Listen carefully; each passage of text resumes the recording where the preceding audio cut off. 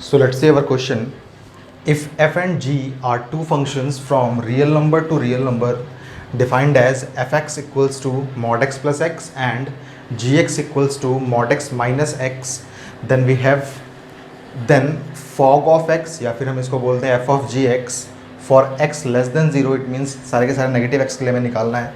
और यहाँ पे हमारे पास चार ऑप्शंस हैं, इन चारों में से हमें बताना है कि जो f of gx आएगा नेगेटिव नंबर्स के लिए वो क्या आएगा। ऑलराइट, सो जैसे कि हम सबको पता है कि जो हमारा मॉड फंक्शन होता है उसकी दो डेफिनेशंस होती हैं हम लोगों के पास। सपोज़ कीजिए हमारे पास यहाँ लिखा हुआ है मॉड के अंदर कुछ भी लिखा हुआ है hx, तो ये ब्रेक होता है दो हिस्सों में।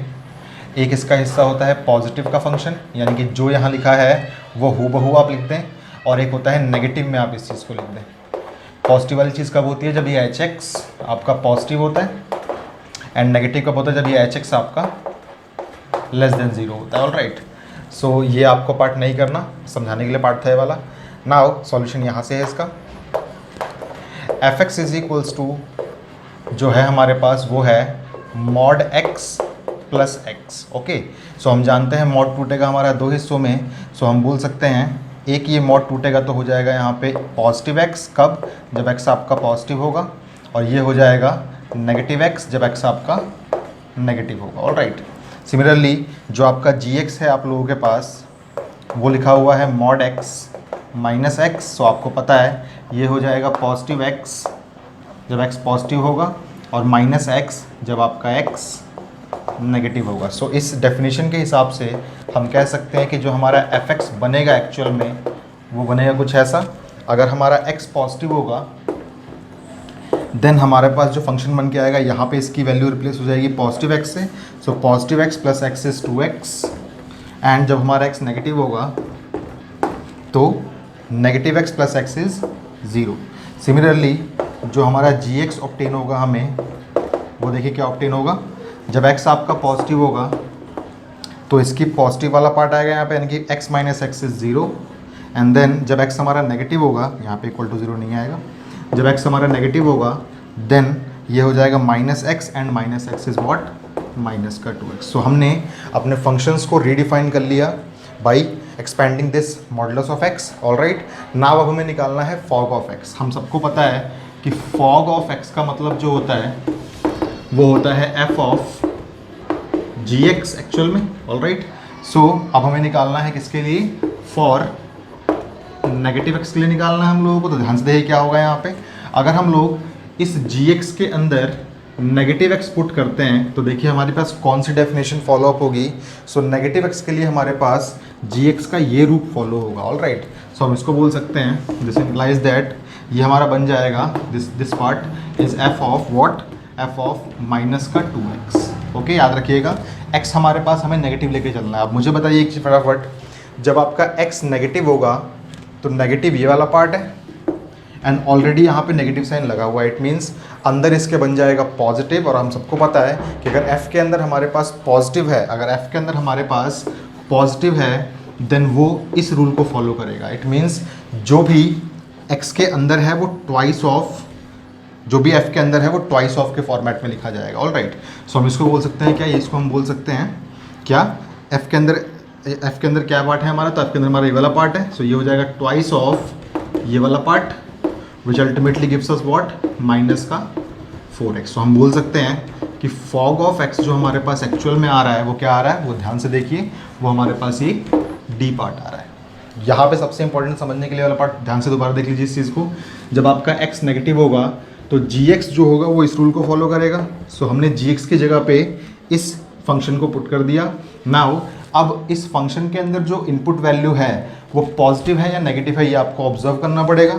अगर आपका x नेगेटिव है और नेगेटिव साइन ऑलरेडी लगा हुआ है तो ये अल्टीमेटली हो जाएगा पॉजिटिव, और f के अंदर पॉजिटिव का मतलब आपको इस रूल को फॉलो करना है। इट मीन्स अगर f ऑफ x दिया हुआ है तो इस फंक्शन का डेफिनेशन क्या हो जाएगा? ट्वाइस ऑफ दैट इनपुट, यानी कि twice of that input. Alright, उसके बाद हमने इसको सॉल्व किया तो हमारे पास आया माइनस का 4x, और ये इस क्वेश्चन का रिक्वायर्ड सॉल्यूशन है। याद रखिएगा सीबीएसई के मार्किंग स्कीम के हिसाब से हम लोग सारे के सारे काम कर रहे हैं, तो इसको प्लीज़ आप लोग अपनी नोटबुक्स के अंदर नोट डाउन कर लीजिए।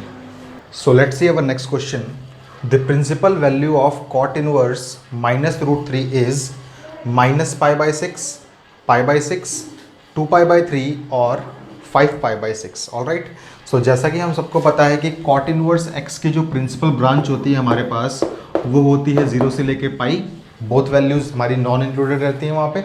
ओके, नाउ हम लोग अपने सॉल्यूशन में जो हमारे पास रिक्वायर्ड क्वेश्चन है कॉट इनवर्स -√3, इसको हम बोल सकते हैं क्या, कॉट इनवर्स माइनस में कॉट π/6। अब हमें ये नोटिस करना है कि कौन सी क्वाड्रेंट ऐसे होते हैं हमारे पास जहाँ पे ये कॉट की वैल्यू नेगेटिव आती है। तो एज वी ऑल नो, अगर हम लोग ASTC को फॉलो करते हैं, all sine tan and cos, so इस हिसाब से हमारे पास सेकेंड क्वाड्रेंट में एंड फोर्थ क्वाड्रेंट में जो हमारा कॉट होता है वो नेगेटिव होता है।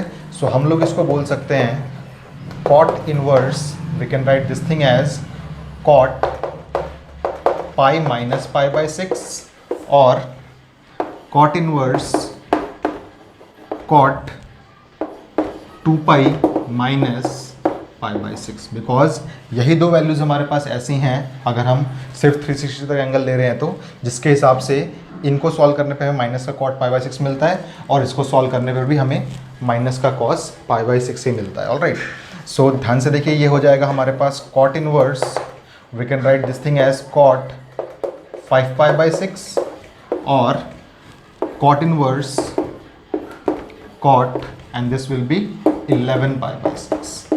ओके, सो यहाँ से हमें मिल सकता है जो हमारे पास आंसर आएगा इसका वो आएगा 5π/6 और 11π/6। ठीक है, but since principal value branch of cot inverse x जो होती है वो क्या होती है, वो होती है इज 0 से लेके पाई, देयरफॉर आपका कौन सा आंसर वैलिड होगा, याद रखिएगा आपके सारे के सारे आंसर पाई से कम होने चाहिए। यहाँ पे हमारे पास जो आंसर है वो पाई से कम है, बट यहाँ पे हमारे पास जो आंसर है वो एक्चुअल में पाई से ज़्यादा ही आएगा। ऑलराइट, सो देयरफॉर जो इसका आंसर आएगा principal value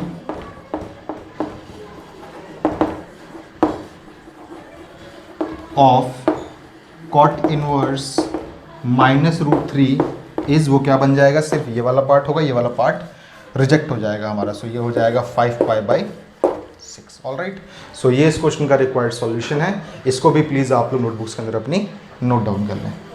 so let's see our next question. If A is a 3x3 matrix जिसके एलिमेंट्स हमारे पास है -2 0 0 0 -2 0 एंड 0 0 -2, ये हमारे पास एक डायगोनल मैट्रिक्स है। ठीक है, जिसको हम स्केलर मैट्रिक्स भी बोल सकते हैं बिकॉज सारे के सारे डायगोनल एलिमेंट्स इसके सेम स्केलर से मिलके बने हुए हैं। Okay, then we have to find the value of determinant of adjoint of A. So हम सबको एक प्रॉपर्टी पता है determinant of adjoint of A की, वो हमसे बोलती है कि डिटर्मिनेंट अगर हमें एडजॉइंट ऑफ ए का निकालना है देन इसका जो आंसर होता है वो होता है डिटर्मिनेंट ऑफ ए की पावर n-1। ऑलराइट, n क्या होता है यहाँ पे, n is the order of that square matrix. Okay, so पहले हमें निकालना पड़ेगा इसके लिए डिटर्मिनेंट ऑफ ए। सो ध्यान से देखिए यहाँ पे सॉल्यूशन में हम लोग बोल सकते हैं डिटर्मिनेंट ऑफ ए को, अगर हमने रो 1 से निकाला बाहर -2 को, रो 2 से निकाला बाहर अगेन -2 को, तो स्क्वायर आ जाएगी यहाँ पे, एंड रो 3 से निकाला अगेन हमने -2 को बाहर, तो यहाँ आ जाएगी -2 की क्यूब, एंड यहाँ बन जाएगा हमारे पास determinant of 1 0 0 0 1 0 and 0 0 1। Alright, now this can be written as determinant of A equals to हमारे पास हो जाएगा -8, एंड हम सबको पता है कि डिटर्मिनेंट ऑफ आइडेंटिटी मैट्रिक्स क्या होती है, 1 होती है। सो इनटू में 1, सो ये हमारे पास हो जाएगा is equals to only -8। So determinant of A equals to -8। Now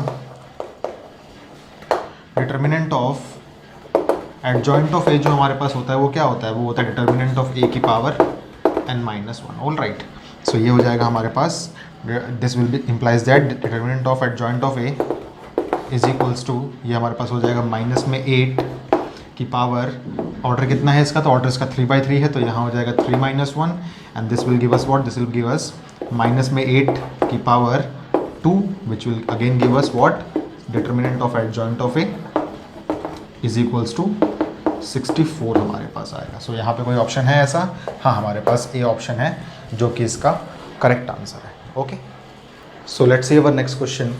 the maximum value of slope of the curve y equals to minus x cube plus 3x square plus 12x minus 5 is 15, 12, 9 and 0. All right.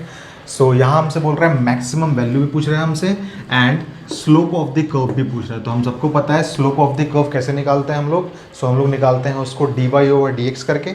All right. And then इसने हमसे ये बोला है कि maximum value भी उसकी निकालनी है हमें. सो हम लोग यहाँ पे कंसेप्ट लगा सकते हैं टेंजेंट्स एंड नॉर्मल का, जहाँ से हम स्लोप निकाल सकते हैं, एंड मैक्सिमा एंड मिनिमा का, जहाँ से हम लोग इसकी मैक्सिमम और मिनिमम वैल्यू भी निकाल सकते हैं. और भी हम काम कर सकते हैं, हम लोग यहाँ पे रेंज का कंसेप्ट भी लगा सकते हैं जो हमने 11th क्लास में पढ़ा था. All right. सो फटाफट देखिए हमारे पास जो इसका स्लोप आएगा वो क्या आएगा. स्लोप इज इक्वल्स टू क्या हो जाएगा, वो हो जाएगा dy/dx. हम सबको पता है dy/dx से ही हम लोग स्लोप निकालते हैं. देन ये हो जाएगा माइनस का 3x square and this will be plus का 6x and this will be only 12. all right. so ये हमारे पास हो जाएगा, this can be written as dy/dx is equals to हो जाएगा -3. आप लोग कॉमन ले लीजिए तो ये हो जाएगा हमारे पास x square and then minus में 2x एंड माइनस का ही 4 हमारे पास आएगा. इसको हम मान लेते हैं इज इक्वल्स टू m और c कर लेते हैं. इसको स्लोप को हम लोग m से रिप्रेजेंट करते हैं इसलिए. All right. एक काम और देखिए, क्या आप लोग इसको परफेक्ट स्क्वायर्स में कन्वर्ट कर सकते हैं. ठीक है, by splitting the middle term आप लोग कर सकते हैं, या फिर आप लोग कंप्लीटिंग द स्क्वायर मेथड से भी इसको कर सकते हैं. स्प्लिटिंग द मिडिल टर्म्स तो नहीं हो पाएगा खैर, लेकिन कंप्लीटिंग द स्क्वायर मेथड से आप इसको कर सकते हैं. सो जब आप इसको कंप्लीटिंग द स्क्वायर मेथड से कन्वर्ट करेंगे तो आप क्या पाएंगे, जो आपका m आएगा वो आएगा -3x-1 की होल स्क्वायर एंड 50. ये वाला पार्ट आप लोग अपने आप करें. इस पार्ट को मैंने डायरेक्टली लिख दिया है यहाँ पे. ना एक चीज़ देखिए, अब इस क्वेश्चन को हम लोग चाहे तो हम मैक्सिमम मिनिमा से सॉल्व कर सकते हैं, या फिर इस सवाल को हम लोग रेंज से भी सॉल्व कर सकते हैं, जो हमने 11th क्लास में पढ़ा था. फटाफट देखिए, आप सबको पता है कि जो भी हम काम करते हैं अपने क्वेश्चंस के ऊपर, वो सब कुछ काम करते हैं हम लोग रियल नंबर्स के ऊपर. ओके, सारे के सारे फंक्शंस हमारे रियल फंक्शंस होते हैं. इस हिसाब से एक चीज़ फटाफट देखिए, आप सबको पता है कि x-1 की जो होल स्क्वायर होगी वो हमेशा 0 से बड़ी होगी. ओके, ये हमेशा पॉजिटिव नंबर आएगा तो 0 से बड़ा होगा ये. All right. अब ध्यान से देखिए, जब कभी भी आपके पास, ये तो पॉजिटिव है आप लोगों के पास, बट ये टर्म आपके पास नेगेटिव आ गई, then we can say minus में 3 टाइम्स ऑफ x-1 की जो होल स्क्वायर आएगी वो इसको बना देगी फिर से क्या, नेगेटिव बना देगी. और याद रखिएगा, अगर ये टर्म 0 बन जाएगी तो आपका यहाँ पे आंसर 0 भी आ सकता है. ओके. नाउ एक चीज़ देखिए, आपके पास यहाँ पे है प्लस का 15, सो आपने प्लस का 15 बोथ साइड्स ऐड कर दिया तो आपको ऑब्टेन होगा 3 टाइम्स ऑफ x-1 की होल स्क्वायर. अच्छा, एक चीज़ और देखिएगा, हम लोग यहाँ पे लेस देन का पार्ट नहीं ले रहे, हम लोग हमेशा बड़े वाला पार्ट ले रहे, बिकॉज हमें यहाँ पे चाहिए मैक्सिमम वैल्यू. ठीक है, अगर हमें यहाँ पे मिनिमम वैल्यू चाहिए होती देन हम लोग लेस का पार्ट भी ले लेते हैं वहाँ पे. All right. सो ये हो जाएगा हमारे पास माइनस का 3 टाइम्स ऑफ x-1 की होल स्क्वायर, प्लस 15 यहाँ भी किया आपने एंड प्लस 15 आप लोगों ने यहाँ भी किया. ध्यान से देखिए, तो ये तो पूरी चीज़ वही बन गई जो आपके पास यहाँ पे लिखी हुई थी, यानी कि m की वैल्यू है ये. सो आप इसको बोल सकते हैं m is less than equals to 15. इसका मतलब जो इसकी मैक्सिमम वैल्यू है वो 15 है. ये 15 से बड़ा कभी नहीं हो सकता, हमेशा लेस देन रहेगा या फिर इक्वल टू ही रहेगा इसके. ठीक है, therefore maximum value of slope of the curve लिख लेंगे आप लोग इज 15 ओनली. ठीक है. सो ये इस क्वेश्चन का रिक्वायर्ड सॉल्यूशन है. इस क्वेश्चन को हमने किया रेंज वाले कंसेप्ट से. आप चाहें तो इस क्वेश्चन को सॉल्व कर सकते हैं आप लोग मैक्सिमा एंड मिनिमा के कंसेप्ट से भी कर सकते हैं. ओके, इसको प्लीज़ आप लोग नोटबुक्स के अंदर अपनी नोट डाउन कर लें. So let's see our next question. Integral of e की power x whole multiplied by 1 plus x and then whole divide by cos square x e की power x dx is equals to, इन चारों में से हमारे पास कोई एक option इसका करेक्ट आंसर है. सो ध्यान से देखिए, इस सवाल में हम लोग अगर कुछ पुट करना चाहें, सब्स्टिट्यूट करना चाहें तो कैसे हम लोग कर सकते हैं. क्या अगर हम लोग इस पूरी टर्म को सब्स्टिट्यूट करें तो देखते हैं हमें क्या मिलेगा. e की पावर x का डिफरेंशिएशन e की पावर x ही होता है, and then 1 plus x as it is and plus में e की power x as it is, and ये हमारे पास हो जाएगा 1 बिकॉज 1 प्लस 0 इसका हो जाएगा, 1 इसका हो जाएगा. देन देखिए क्या हमें कोई चीज़ यहाँ पे कैंसिल आउट करवा रहा है ये। सो आप देखेंगे यहाँ पे हमारे पास कोई चीज़ नहीं कट सकती, बिकॉज ये वाला जो पार्ट है वो एक्चुअल में इस कॉस फंक्शन का एंगल है। ऑलराइट, और कभी भी हम लोग इसको अलग से काट नहीं सकते।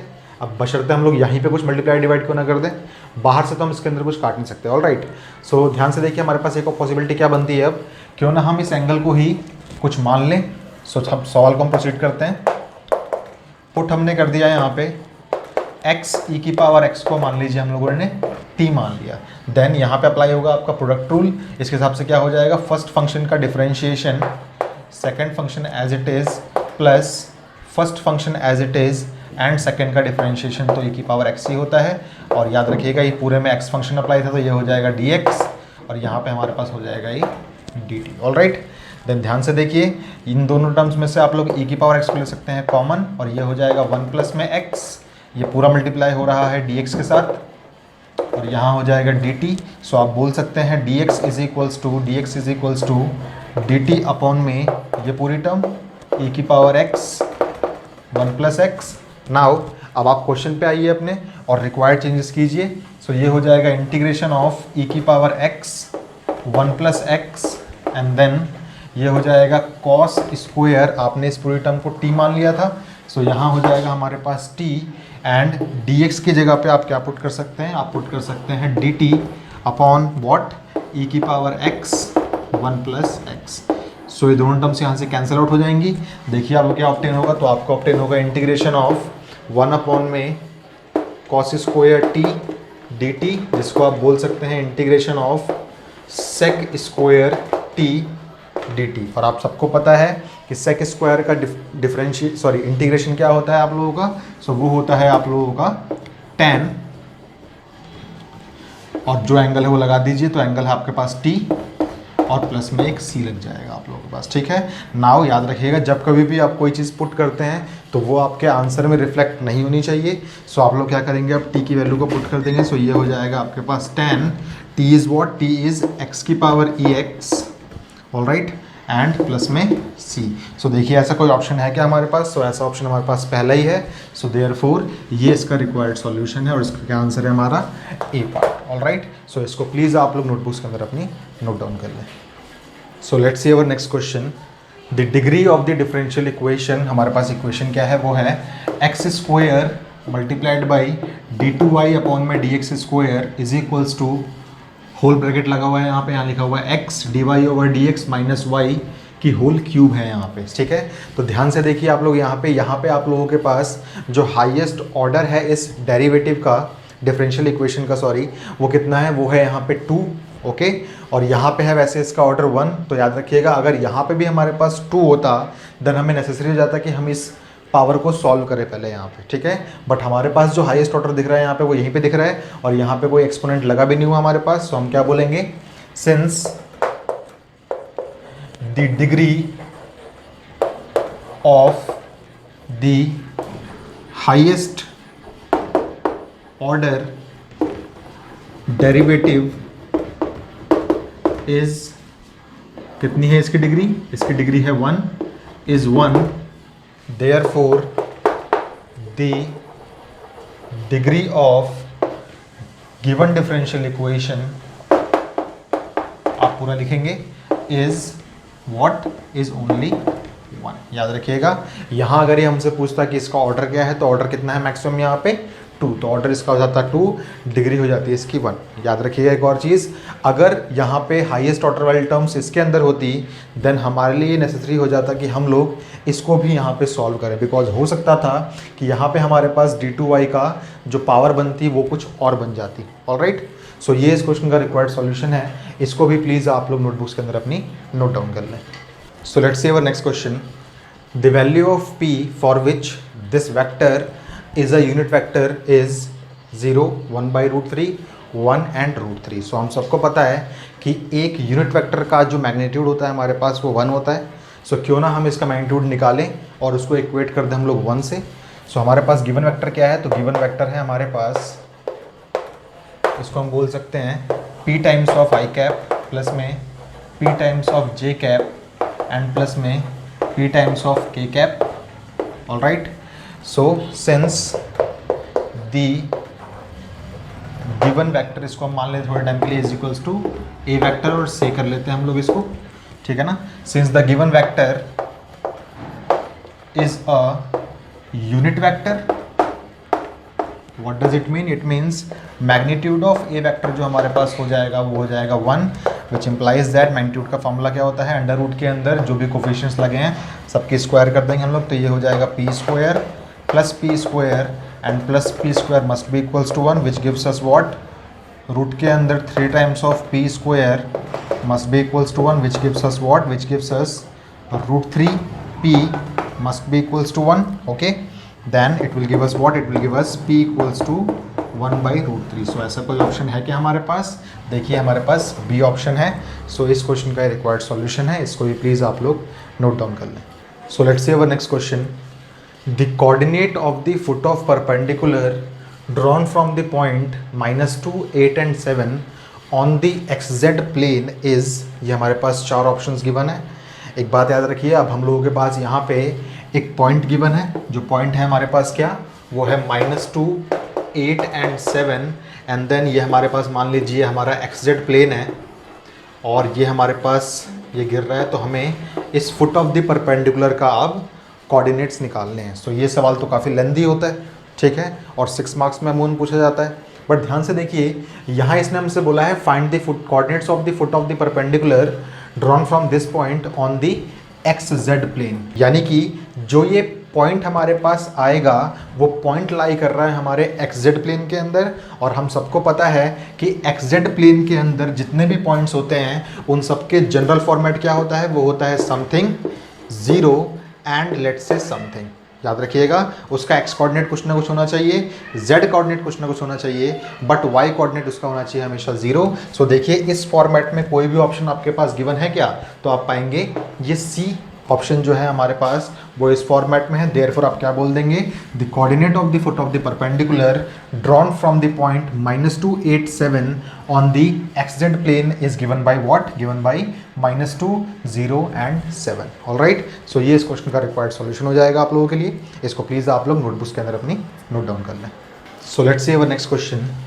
The feasible region for an LPP is shown as this figure and let z is equals to 3x minus 4y be the objective function, then we have to calculate the minimum value of z and हमें बताना है कि minimum value of z हमारे कौन से point पे आकर कर रही है. ऑलराइट, सो क्यों ना हम 1 by 1 हिट एंड ट्रायल से इन सारे पॉइंट्स को पुट करें ऑब्जेक्टिव फंक्शन के अंदर एंड देन हम लोग निकालें. सो हम लोग यहाँ लिखते हैं पॉइंट्स एंड यहाँ हम लोग लिखते हैं ऑब्जेक्टिव फंक्शन या फिर हम बोल सकते हैं ऑब्जेक्टिव फंक्शन की वैल्यू. ऑलराइट, सो पॉइंट है हमारे पास 0,0 एंड ऑब्जेक्टिव फंक्शन क्या हो जाएगा हमारे पास, तो ये हो जाएगा 3 times of 0 minus 4 times of what, 0, which will give us what, which will give us again 0. देन हमारे पास पॉइंट है नेक्स्ट 0,8, सो ये हो जाएगा 3,0 माइनस 4 इंटू में 8, it will give us minus का 32.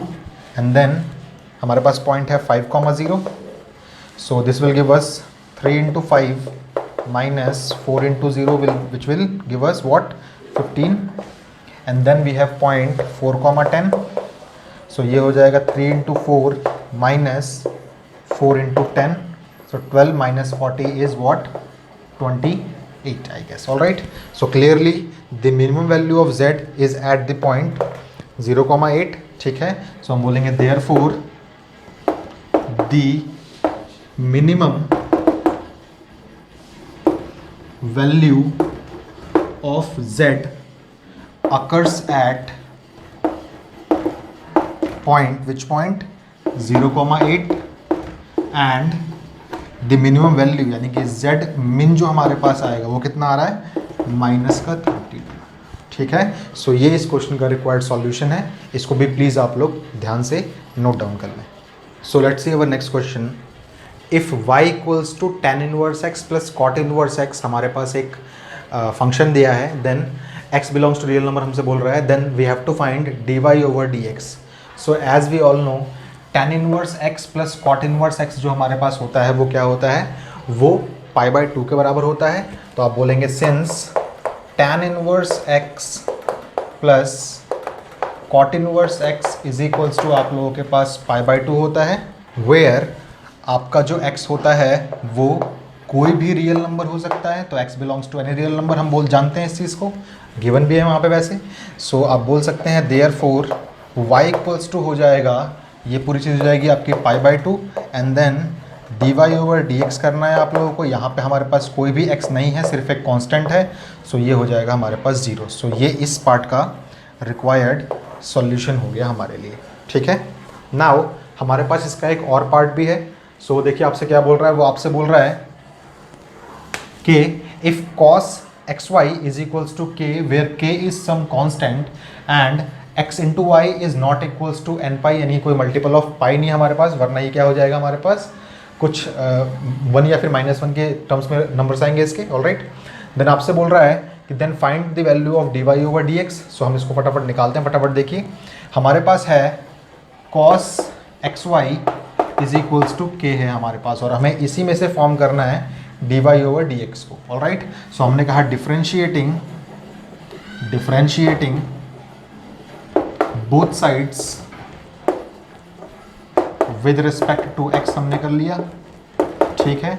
अब यहाँ पे अप्लाई हो जाएगा हमारे पास चेन रूल। चेन रूल के हिसाब से क्या बोलता है, पहले पावर सॉल्व करनी है, पावर तो यहाँ पे है नहीं, देन हमें सॉल्व करना है फंक्शन को। तो cos का होता है आंसर माइनस साइन, अंदर जो कुछ भी लिखा है वो लिख दें आप लोग ऐसे ही, एंड देन मल्टीप्लाइड बाई, अब आपको सॉल्व करना है मेनली इस एंगल को। सो एंगल यहाँ पे प्रोडक्ट रूल अप्लाई करवा रहा है, सो ये हो जाएगा 1 and then y plus x into dy/dx and is equals to में यहाँ पे डिफरेंशिएट करेंगे तो यहाँ हो जाएगा हमारे पास 0, ऑलराइट। ध्यान से देखिए अब हम लोग कैसे सॉल्व कर सकते हैं इसको, ये पूरी टर्म वहाँ जाके बन सकती है आपकी 0। सो ये हो जाएगा y प्लस में x dy/dx is equals to 0 upon में माइनस का sign xy, and then we can say what, we can say y plus में x dy/dx should be equals to only 0, and we can say अगर हम इस term को वहाँ भेज दें तो ये हो जाएगा x dy/dx should be equals to minus y, and we can say dy/dx is equals to minus y/x, okay. So ये हमारे पास इस ऑप्शनल पार्ट का भी रिक्वायर्ड सॉल्यूशन है। इन दोनों को आप लोग प्लीज़ देख लीजिए और अपनी कॉपीज़ के अंदर नोट डाउन कर लीजिए।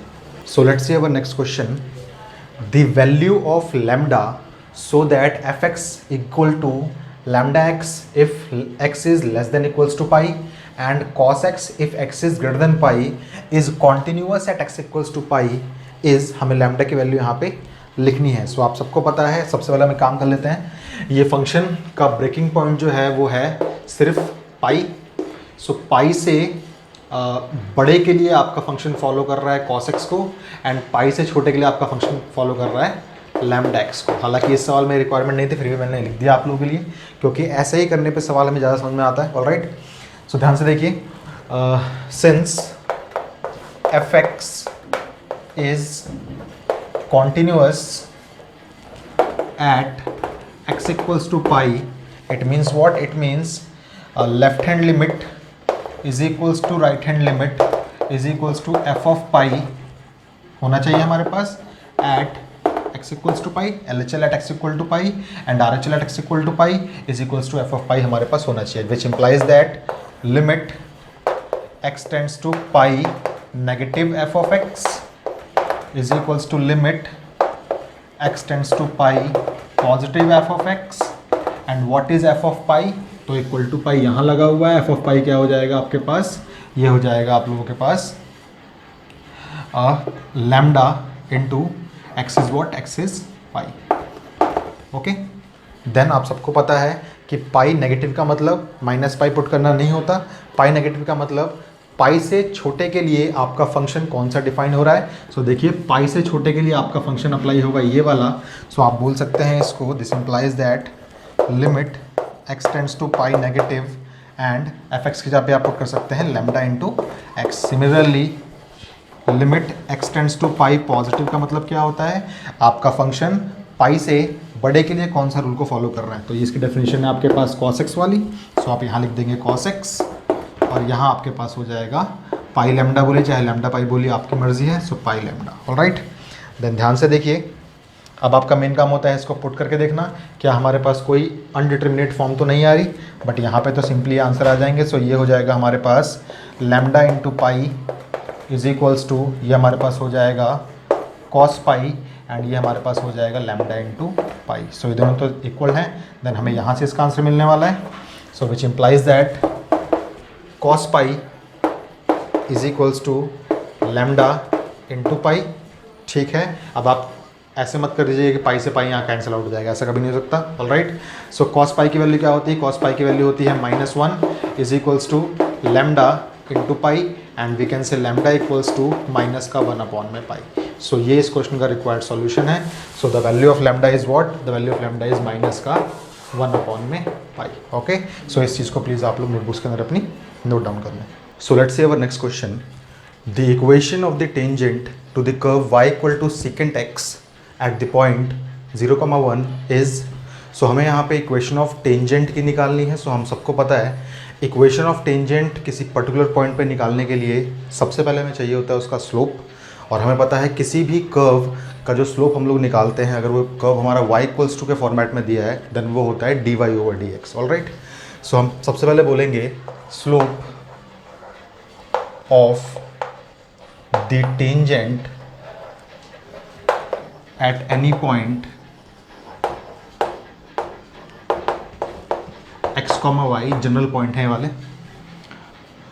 Slope of the tangent at any point x, y is given bye,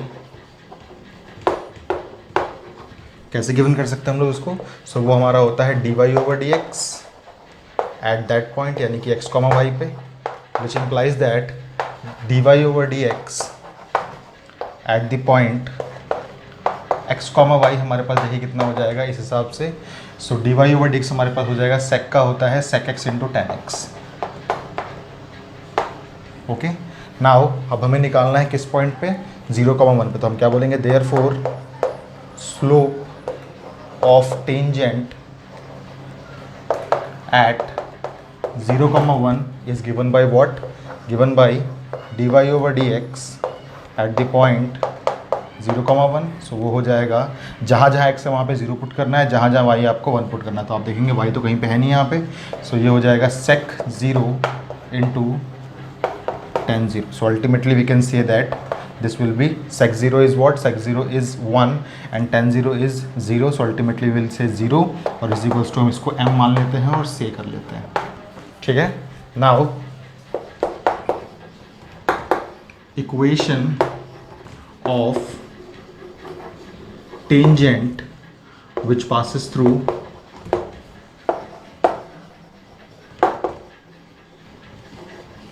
x1, y1, अगर हमारे पास कोई भी कर्व है और हमें एक पॉइंट से उसके टेंजेंट की इक्वेशन निकालनी है, वो पॉइंट मान लीजिए हमारे पास x1, y1 होता है, देन उसकी इक्वेशन क्या होती है, उसकी इक्वेशन होती है y माइनस में y1 is equals to slope, यानी कि dy/dx at that point and x minus में x1। तो दिस इम्प्लाइज दैट हमारा रिक्वायर्ड इक्वेशन क्या हो जाएगा, therefore required equation of tangent हमारी क्या हो जाएगी, सो वो हो जाएगी हमारे पास y माइनस में y1 कितना है हमारा, सो y1 है हमारा 1 इज इक्वल्स टू स्लोप आया था हमारा 0 एंड x माइनस में this will be 0। So ultimately will get what, y minus 1 equals to 0 which implies that y equals to 1। So जो हमारे पास टेंजेंट बनेगी इस कर्व के ऊपर इस पॉइंट से, उसकी इक्वेशन क्या होगी, वो इक्वेशन हमारी होगी y इक्वल्स टू 1। सो ये इस क्वेश्चन का रिक्वायर्ड सॉल्यूशन है।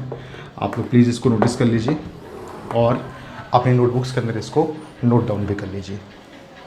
सो let's see our next question, the area of the parallelogram whose diagonals are 2i cap and -3k cap is given by. सो हम सबको पता है कि अगर हमारे पास कोई दो डायगोनल्स d1 और d2 गिवन है, then we know that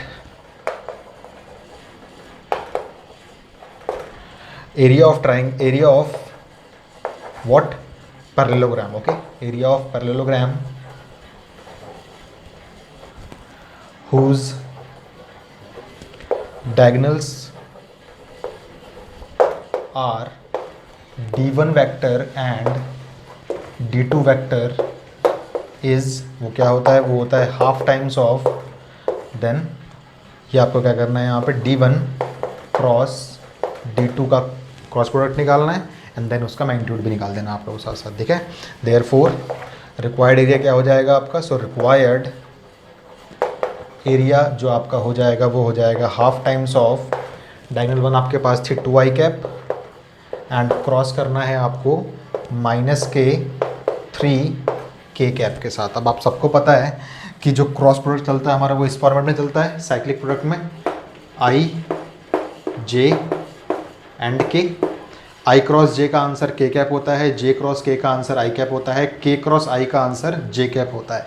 but अगर हमने इसको रिवर्स ऑर्डर में देखा, इट मीन्स अगर हम देखते हैं j क्रॉस i का आंसर तो उसका आंसर होगा माइनस k क्रॉस j का आंसर तो उसका आंसर होगा माइनस में i, एंड सिमिलरली अगर हम देखें यहाँ पे i क्रॉस k तो उसका आंसर होगा माइनस j। ऑलराइट, सो ये हमारे पास क्या आ जाएगा, ये हमारे पास हो जाएगा इज इक्वल्स टू में ये हो जाएगा half as it is and this will give us what, this will give us, सबसे पहले तो आप बोलेंगे माइनस में, सो माइनस में ये हो जाएगा आपके पास माइनस का 6k कैप, ओके।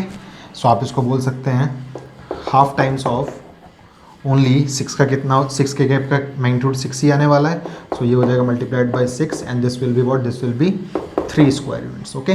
सो इसका आंसर हो जाएगा 3 स्क्वायर यूनिट्स। क्यों, बिकॉज ये एरिया था इसलिए हमने लगाया यहाँ पे 3 स्क्वायर यूनिट्स। ये इसका रिक्वायर्ड सॉल्यूशन हम लोगों ने कर लिया, ओके। नाउ जो इसका और वाला पार्ट है वो देखिए, द वैल्यू ऑफ लैम्डा हमें बतानी है for which these two vectors are orthogonal. Orthogonal का मतलब क्या होता है, ऑर्थोगोनल का मतलब होता है जब दो कर्व्स आपस में एक दूसरे को 90 डिग्रीज पे काटते हैं या फिर राइट एंगल्स पे काटते हैं। तो इस वर्ड को आप लोग याद रख लीजिए, ऑर्थोगोनल का मतलब होता है कटिंग एट राइट एंगल्स या फिर दोनों के बीच में एंगल कितना है, 90 डिग्रीज का है। तो देखिए सॉल्यूशन कैसे होगा इसका, तो आप क्या बोलेंगे, since 2i cap minus lambda j cap plus k cap and i cap plus में 2j कैप माइनस में k cap are what, are orthogonal, therefore क्या हो जाएगा, ये हो जाएगा दोनों का डॉट प्रोडक्ट इक्वल टू 0 आना चाहिए हमारे पास। सो ये हो जाएगा 2i cap minus lambda j cap plus में k cap dot i cap plus में 2j कैप माइनस में k cap must be equals to 0, which implies that what, i वाला i से मल्टीप्लाई होता है तो ये हो जाएगा 2 times of 1 plus minus lambda times of 2 and plus 1 times of minus 1 must be equals to 0, which gives us what, 2 minus 2 lambda and minus 1 must be equals to 0, which will give us 1 minus में 2 lambda equals to 0, which implies that lambda is equals to हो जाएगा हमारे पास 1/2, ठीक है। सो आप क्या बोलेंगे, these two vectors are orthogonal if lambda equals to 1/2। Alright, so ये इस क्वेश्चन का रिक्वायर्ड सॉल्यूशन है। इसको भी प्लीज़ आप लोग नोटबुक्स के अंदर अपनी नोट डाउन कर लें। So let's see our next question. A bag contains 3 black 4 red and 2 green balls, okay, and if 3 balls are drawn simultaneously at a random, then the probability that the balls are of different colors is, यानी कि हमें probability निकालनी है जब हमने कोई 3 balls निकाली है साइमल्टेनियसली एट रैंडम, ओके। याद रखिएगा जहाँ कहीं भी आपको रिप्लेसमेंट या विदाउट रिप्लेसमेंट का कंसेप्ट ना दिया हुआ हो वहाँ पे आप ये एज्यूम कर लीजिएगा कि आपकी रिप्लेसमेंट नहीं की गई है, ठीक है, ओके। तो यहाँ पे 3 बॉल्स निकाली गई हैं और तीनों की प्रोबेबिलिटी निकालनी है हमें such that all the balls are of different colours, ये हमें फाइंड करना, ओके। सो यहाँ पे हमारे पास कोई रैंडम ऑर्डर नहीं दिया हुआ कि भाई हमें इसी ऑर्डर्स में बॉल को निकालना है कि पहले ब्लैक निकली, देन रेड निकली एंड देन ग्रीन निकली। सो हम लोग यहाँ पे परम्यूटेशंस नहीं लगेंगे, हम लोग यहाँ पे सिर्फ और सिर्फ कॉम्बिनेशन से ही सवालों कर सकते हैं। ऑलराइट, ठीक है, ध्यान से देखते हैं एक बार, फटाफट देखिए। सो रिक्वायर्ड प्रोबेबिलिटी आपकी क्या हो जाएगी, रिक्वायर्ड प्रोबेबिलिटी आपकी हो जाएगी, प्रोबेबिलिटी वो हो जाएगी आपकी तीनों की तीनों बॉल्स अलग अलग रंग की होनी चाहिए, यानी कि एक बॉल यहाँ से निकले, एक बॉल यहाँ से निकले और एक बॉल यहाँ से निकले। सो हम क्या बोल सकते हैं इसको, हम बोल सकते हैं 3C1 then 4C1 and then 2c1। हमने मल्टीप्लाई क्यों लगाया? बिकॉज मैंने आपको बताया हुआ है मल्टीप्लाई करने से ये सारी की सारी बॉल्स एक साथ मतलब निकलेंगी, यानी कि एक बॉल यहाँ से भी निकलेगी, साथ में एक बॉल यहाँ से भी निकलेगी और साथ में एक बॉल यहाँ से भी निकलेगी, यानी कि इन टोटल हमारे पास 3 बॉल्स निकलेंगी। अगर हम यहाँ पे प्लस लगाते तो हम क्या बोलते हैं? हम बोलते कि या तो हमारे पास एक ब्लैक बॉल ही निकली है, या फिर हमारे पास एक रेड बॉल ही निकली है, या फिर हमारे पास एक ग्रीन बॉल ही निकली है। ठीक है, तो वहाँ पे हमारे पास सिर्फ एक बॉल निकलती। एंड अपॉन में क्या होता है? तो अपॉन में हमारे पास होता है टोटल नंबर ऑफ आउटकम्स। हमारे पास बॉल्स हैं 7 एंड देन 9, सो ये हो जाएगा 9 में से आपको 3 बॉल्स को पिक करना है। ओके, सो रिक्वायर्ड प्रोबेबिलिटी क्या हो जाएगी आप लोगों की? सो वो हो जाएगी हमारे पास 3 देन 4 एंड देन 2, एंड ये हमारे पास हो जाएगा 9 को 3 बार तोड़ लीजिए आप लोग एंड डिवाइड बाई 3 फैक्टोरियल का मतलब 3 इंटू 2 इंटू 1। ओके, नाउ 3 3 9 को काट देगा, 4 2 8 को काट देगा। आपके पास रिक्वायर्ड सॉल्यूशन क्या आएगा? तो रिक्वायर्ड इसका आंसर आ जाएगा 2/7। ओके, याद रखिएगा यहाँ पे हमारे पास स्पेसिफिक ऑर्डर नहीं गिवन था, इसलिए हमने यहाँ पे परम्यूटेशंस को अप्लाई नहीं किया है। ओके, सो ये इस क्वेश्चन का रिक्वायर्ड सॉल्यूशन है। इसको प्लीज़ आप लोग नोटबुक्स के अंदर अपनी नोट डाउन कर लीजिए। So let's see our next question. Construct a 2x2 matrix A whose elements are given by Aij, and जो डेफिनेशन है हमारे पास Aij को डिराइव करने की वो है मॉड के अंदर i² - j। ऑलराइट, सो हमारे पास क्या है? गिवन है हमारे पास एक मैट्रिक्स A है हमारे पास जिसके एलिमेंट्स डिराइव होके आएंगे Aij, और ऑर्डर कितना है इसका? ऑर्डर है इसका 2/2। सो हमें पता है इसके लिए हमें क्रिएट करनी पड़ेगी डमी मैट्रिक्स जिसके एलिमेंट्स हमारे Aij के फॉर्मेट में होंगे। सो ये हो जाएगा 2/2 के मैट्रिक्स का मतलब 2 रोज एंड 2 कॉलम्स। यहाँ हो जाएगा A11, यहाँ हो जाएगा A12, यहाँ हो जाएगा A21 एंड यहाँ हो जाएगा A22। नाउ अब हमें Aij का जो रूल है उसको फॉलो करना है, वो है i² माइनस में j का मॉड। सो हम फटाफट इस एलिमेंट्स को निकाल लेते हैं। सो A11 हमें फाइंड करना है, A12 हमें फाइंड करना है, एंड देन A21 भी हमें फाइंड करना है, एंड A22 भी हमें फाइंड करना है। देखिए बराबर क्या होगा यहाँ पे? सो A11 का मतलब हो जाएगा मॉड के अंदर i की वैल्यू है 1, तो 1 की स्क्वायर माइनस 1। सो ये हो जाएगा 1 की square is 1, 1 minus 1 is mod के अंदर 0, एंड अल्टीमेटली वी कैन से 0। सिमिलरली 1 2 का मतलब 1 की square minus 2, and we can write this thing as mod के अंदर 1 minus 2, and this is mod के अंदर -1, बट क्योंकि मॉड लगा है इसलिए ओनली 1। सिमिलरली 2 का मतलब मॉड के अंदर 2 की square minus 1, which we can write it as mod के अंदर 4 माइनस 1 इज मॉड के अंदर 3, एंड अल्टीमेटली 3, एंड 2 का मतलब 2 की square minus 2 which gives us 4 minus 2 which gives us only 2 and which gives us 2. So therefore A matrix जो आपके पास derive होकर आएगी वो क्या आएगी? वो आएगी 0 then 1 and then 3 and then 2. So ये इस क्वेश्चन का रिक्वायर्ड सॉल्यूशन है आप लोगों के पास। इसको प्लीज़ आप लोग ऑब्जर्व कर लीजिए और अपनी नोटबुक्स के अंदर नोट डाउन कर लीजिए। So let's see our next question. We have to differentiate sin² √x with respect to x। Alright, so हम लोगों को सबको पता है कि पहले हम बोल लेते हैं let y is equals to sin² √x। हम चाहे तो y इक्वल्स टू बोलें, चाहे z इक्वल्स टू बोलें, हमारे ऊपर है। ऑलराइट, अब हम सबको पता है कि अगर हमारे पास लिखा होता है sin² theta, then we can write this thing as sin theta की होल स्क्वायर। याद रखिएगा, कोई ट्रिगोनोमेट्रिक फंक्शन है, कोई एंगल है, और अगर यहाँ पे कोई पावर लगी है देन वो पावर हमेशा अप्लाई होती है आपके पास फंक्शन के पास, कभी भी वो एंगल को नहीं टच करती। ऑलराइट, सो इस चीज़ को हम बोल सकते हैं y is equals to sin √x की होल स्क्वायर। नाउ अब हमें इसको डिफ्रेंशिएट करना है, और साफ साफ देखिए यहाँ पे हमारा चेन रूल अप्लाई हो जाएगा। सो हमने लिखा डिफ्रेंशिएटिंग बोथ साइड्स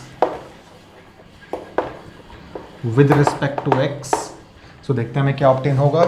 यहाँ हमें मिल जाएगा dy/dx, और सबसे पहले आपको पता है, आप सब कुछ भूल जाइए, यहाँ पे आपको पहले पावर को सॉल्व करना होता है। तो ये हो जाएगा 2 टाइम्स ऑफ अंदर जो कुछ भी लिखा था एज इट इज़ लिख दीजिए आप लोग, and 2 - 1 is 1, then multiplied by, भूल जाइए यहाँ पे पावर भी थी, साइन का होता है कॉस, अंदर जो कुछ भी था सब कुछ लिख दीजिए आप लोग। अब भूल जाइए कि आप लोग साइन भी था यहाँ पे। देन रूट एक्स का हम सबको पता है आंसर क्या होता है शॉर्टकट के हिसाब से, तो वो होता है 1/√x एंड इनटू में 1 को मत लिखिए आप लोग। सो आप इसको बोल सकते हैं 2 times of sine root x into cos root x into आप इसको बोल सकते हैं अपॉन में रूट एक्स। याद रखिएगा ये होल अपॉन में रूट एक्स है, किसी एंगल के साथ नहीं है ये। और आप लोग इसको भी बोल सकते हैं, ये हो जाएगा 2 sin theta into cos theta is given by sine 2 theta, तो 2 times of root x and upon में रूट एक्स। सो ये हमारा डिजायर्ड सॉल्यूशन है इस क्वेश्चन का। इसको प्लीज़ आप लोग नोटबुक्स के अंदर अपनी नोट डाउन कर लीजिए। So let's see our next question. Find the interval in which the function f given by fx equals to 7 minus 4x minus x square is strictly increasing हमें find करना है। Alright, सो हमारे पास देखिए क्या है यहाँ पे। सो हम लोगों के पास है fx इक्वल्स टू दिस। सो हम सबको पता है इस प्रोसीजर के अंदर सबसे पहले हमें निकालना होता है f डैश x। सो f डैश x हम लोग फाइंड करते हैं। सो वो हमें मिलेगा 0 -4 and -2x which we can write it as fx equals to -2x -4। ठीक है, एंड नाउ हमें फाइंड करने होते हैं वो एक्सट्रीम पॉइंट्स। सो हम बोलेंगे फॉर एक्सट्रीम पॉइंट्स बोले चाहे क्रिटिकल पॉइंट्स बोलिए, for extreme points put f dash x equals to 0 करना होता है हमें। दिस इम्प्लाइज दैट माइनस का 2x -4 must be equals to 0। And ये ध्यान से देखिए तो ये हो जाएगा हमारे पास x is equals to what, x equals to -2। Okay, all right. एक और चीज़ देखिए, इसने हमसे डायरेक्टली इंटरवल पूछ लिया और जबकि इसने टेस्ट करने के लिए नहीं बोला हम लोगों की हमें कौन से इंटरवल पे टेस्ट करना है। जहाँ पे हमारे पास इंटरवल ना गिवन हो टेस्ट करने वाला, वहाँ पे हम लोग सारे के सारे रियल नंबर्स को लेके चलेंगे। इट मीन्स हमारा इंटरवल क्या हो जाएगा, -∞ से लेके इन्फिनिटी। ऑल राइट, अब ध्यान से देखिए जो एक्सट्रीम पॉइंट्स हमारे मेन इंटरवल में आए हैं वो आया है सिर्फ -2, वो हमारे पास आया है सिर्फ -2। इसका मतलब जो हमारे पास सब इंटरवल्स बनेंगे वो बनेंगे सिर्फ 2, एक बनेगा ये वाला पार्ट, एक बनेगा वो वाला पार्ट। सो हम लोग यहाँ पे एक टेबल फॉर्म करेंगे जहाँ हम लिखेंगे सब इंटरवल एंड देन हम लिखेंगे यहाँ पे sine of f dash x और यहाँ हम लिखेंगे रिजल्ट जो हमें ऑब्टेन हो रहा है, रिजल्ट। ऑलराइट, तो यहाँ पे जो हमारे पास इंटरवल है वो बनेंगे 2, एक होगा -∞ से लेके -2 और एक होगा -2 से लेके इन्फिनिटी। याद रखिएगा इस सब इंटरवल वाले पार्ट में हम लोग अपने एक्सट्रीम पॉइंट्स को इंक्लूड नहीं करते। सो हमारे पास 2 इंटरवल देखिए कौन कौन से बनेंगे। एक बनेगा -∞ से लेके -2, इंक्लूड नहीं करना एक्सट्रीम पॉइंट को, और एक बनेगा -2 से लेके इन्फिनिटी, अगेन इंक्लूड नहीं करना एक्सट्रीम पॉइंट को। ओके, देन आपको करना है क्या, इस इंटरवल के बीच में किसी भी एक पॉइंट को आप पिक कर लीजिए और उसको f डैश x में आप लोग पुट कर दें। ऑलराइट, सो आप क्या बोलेंगे, आप बोलेंगे यहाँ पे आपने मान लीजिए यहाँ -3 पुट कर दिया तो यहाँ पे आएगा आपके पास 6 - 4 = 2, यानी कि पॉजिटिव मिल रहा है आप लोगों को। इट मीन्स आपका जो f डैश x आ रहा है यहाँ पे वो पॉजिटिव आ रहा है। किसी कंडीशन है ये कंडीशन है हमारी इंक्रीजिंग वाले कंसेप्ट की। ओके, आगे देखते हैं भी कैसे सॉल्व करेंगे सवाल को।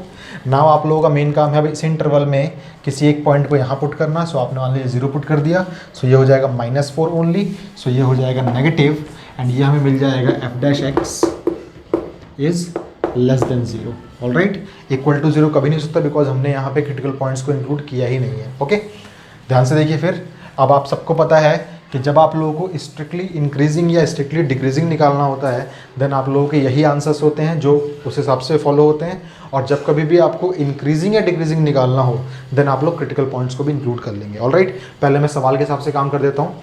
सो हम बोलेंगे सो fx is strictly increasing on, कौन सा इंटरवल है जहाँ ये पॉजिटिव है। सो ये पॉजिटिव यहाँ पर है तो हम बोलेंगे -∞ से लेके -2। और अगर ये हमसे बोलता कि fx आपका स्ट्रिक्टली डिक्रीजिंग कहाँ पर है, सो आप बोलते हैं जहाँ पे ये f डैश x आपका नेगेटिव आया है जो कि ये वाला पार्ट है, सो वो हो जाएगा -2 से लेके इन्फिनिटी। और अगर ये आपसे बोलता कि fx आप लोगों का इंक्रीजिंग कहाँ पर है, सिर्फ इंक्रीजिंग, सो जहाँ पे स्ट्रिक्टली इंक्रीजिंग है वही इंक्रीजिंग होगा, बशर्ते आप लोग बस क्रिटिकल पॉइंट्स को अपने इंक्लूड भी कर लेंगे। ओके, अगर वो गिवन इंटरवल में है तो। अभी तो यहाँ पे सब कुछ था इसलिए पॉइंट है यहाँ पे। और डिक्रीजिंग कब है ये, सो आप बोलेंगे जहाँ पे स्ट्रिक्टली डिक्रीजिंग था वहीं पर होगा, बशर्ते आप लोग क्या कर लेंगे, बस गिवन क्रिटिकल पॉइंट को भी इंक्लूड कर लेंगे। ऑलराइट, सो ये इस क्वेश्चन का रिक्वायर्ड सॉल्यूशन हो जाएगा। इसको प्लीज़ आप लोग नोटबुक्स के अंदर अपनी नोट डाउन कर लें। So let's see our next question. We have to evaluate integral which goes from -2 to 2 and mod x dx को हमें इंटीग्रेट करना है। ऑलराइट, सो इस क्वेश्चन को हम लोग 2-3 तरीक़ों से कर सकते हैं। वो तरीके मैंने प्रीवियसली अपने लेक्चर वीडियोस में आपके साथ डिस्कस किए थे। अभी आप लोग देखिए कि हम इसको कैसे ऑड इवन से कर सकते हैं, बिकॉज मैंने आपको सिखाया है जब कभी भी आपके पास -a से a वाला कोई क्वेश्चन आ जाए देन आप लोगों को हमेशा क्या सोचना होता है, माइंड में स्ट्राइक आपके वही होना चाहिए ऑड इवन फंक्शन का कंसेप्ट। ओके, सो ध्यान से देखिए, हमारे पास पहले हम बोलते हैं late f(x) is equals to, हमने मान लिया mod x, then f of -x क्या हो जाएगा, सो आप बोलेंगे mod के अंदर -x। ओके, अब अंदर चाहे कोई भी वैल्यू बने, मॉड का मतलब हमेशा पॉजिटिव ही होता है, सो आप बोल सकते हैं f ऑफ -x आपको दे देगा mod x again, and which is equals to what, which is equals to fx। So therefore fx is what, fx is an even function, fx is an even function. Therefore जो required हमारा integral था -2 से लेके 2 mod x dx can be written as what, can be written as twice of integration of what, 0 से लेके 2 mod x dx। अब आप सबको पता है कि आपको वैल्यूज़ सारी पॉजिटिव ही पुट करनी है इसके अंदर। सो ये अपने फंक्शन में क्या करेगा, अपने डेफिनेशन में क्या करेगा, ये अपने आप को पॉजिटिव वाले में तोड़ेगा। सो ये हो जाएगा ट्वाइस ऑफ इंटीग्रेशन 0 से लेके 2 ओनली x dx। ठीक है, याद रखिएगा आपके पास जो है सारी की सारी वैल्यूज़ हैं वो सारी की सारी वैल्यूज़ पॉजिटिव हैं, और mod x आपका टूटता है 2 हिस्सों में, यानी कि एक होता है x और एक होता है -x। ये रूल्स कब फॉलो होते हैं, तो जब आपका x पॉजिटिव होगा तो ये रूल फॉलो करेगा, और जब आपका x नेगेटिव होगा तो ये रूल फॉलो करेगा। इस हिसाब से हमने क्या बोला, mod x टूट गया इस पॉजिटिव वाले हिस्से में। और देखिए ध्यान से क्या आंसर देगा आपको, तो ये देगा ट्वाइस ऑफ, इसका आंसर हमारे पास होगा x² and this will be 0 से लेके 2। तो इसको हम सॉल्व करते हैं, तो ये हो जाएगा ट्वाइस ऑफ 4/2 माइनस व्हाट, 0/2। सो ये हमारे पास दे देगा हमें 4। सो ये इस क्वेश्चन का रिक्वायर्ड सॉल्यूशन है। हम लोग चाहें तो इस कंसेप्ट को डायरेक्टली हम लोग यहाँ भी अप्लाई कर सकते थे और सवाल को 2 हिस्सों में सॉल्व भी कर सकते थे। ऑलराइट, सो इसको प्लीज़ आप लोग नोट डाउन कर लीजिए अपनी नोटबुक्स के अंदर।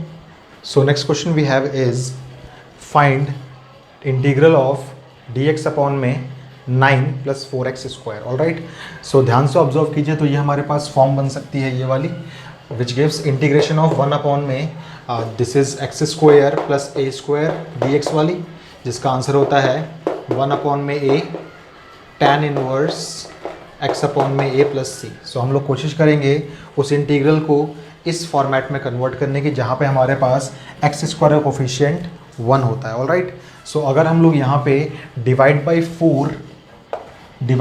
4 एंड देन यहाँ पे मल्टीप्लाई बाई 4 कर दें, देन ये हो जाएगा x²। यहाँ कुछ चेंजेस हो जाएंगे आपके पास, और सवाल देखिए कैसे बन जाएगा आपका।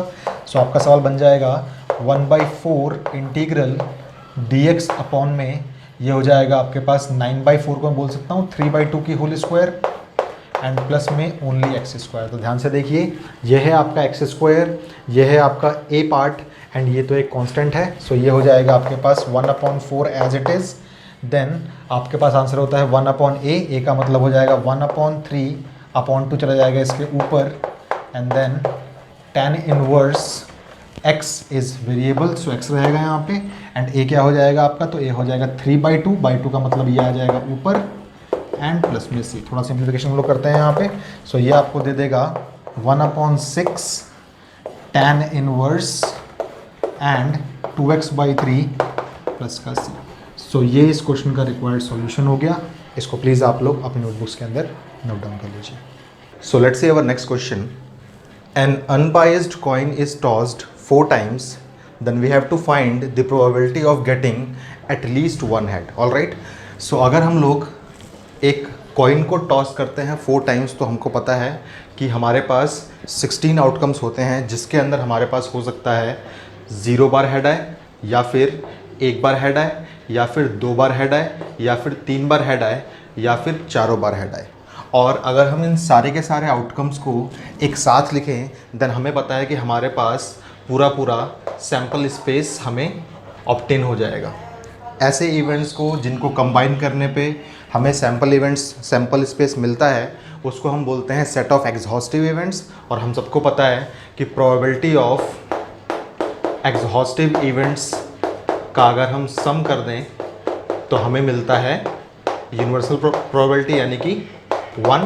ओके, अब हमें निकालना है probability of getting at least one head. At least one head का मतलब या तो हमारे पास एक हेड हो या मोर देन वन हो, यानी कि 2 हो, 3 हो या 4 हो। यानी कि हमें P of 1 plus P of 2 plus P of 3 plus P of 4 को हमें ऐड करना है। ऑल राइट, सो ये हमारे लिए काफ़ी लेंदी हो जाएगा 1 मार्क के सवाल के लिए।